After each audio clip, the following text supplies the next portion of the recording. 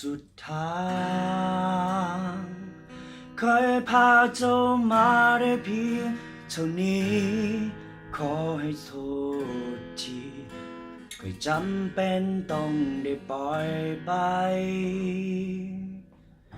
สุดฝันเฮาบ่อาจที่จะไปด้วยกันต้องมีจากวันเจ้าจะไปถึงจุดนั้นเองคอยขอเพียงยืนเบิ่งเจ้าอยู่ที่ไกลลับตาเพราะว่ามันเป็นสิ่งสุดท้ายที่คอยจะเห็นได้เพื่อความสูงและทุกอย่างเพื่อทางที่เจ้าจะก้าวไปแต่ถ้ายังมีคอยอยู่เจ้าอาจจะไปบ่ถึง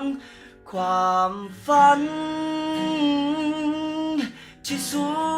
วยงามตามความหวังที่อยู่อีกบ่ไกลถ้าความหักต้องเสียสละมันคงบ่อยากจะเพียงคอยหนีไปแต่เพื่อแลกกับความสุขที่เจ้าจะได้หาคอยยอมสุดท้ายปลายทางที่เหลือต่อจากนี้ก็ขอให้โชคดี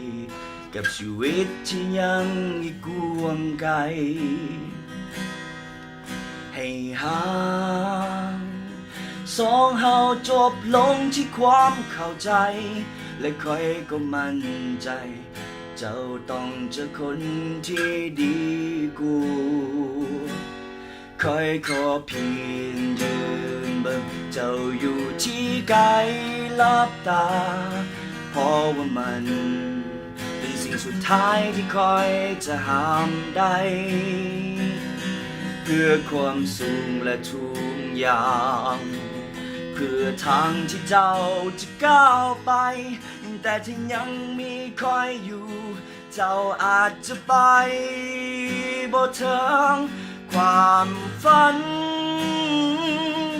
ที่สวยงามตามความหวังที่อยู่อีกบ่ไกล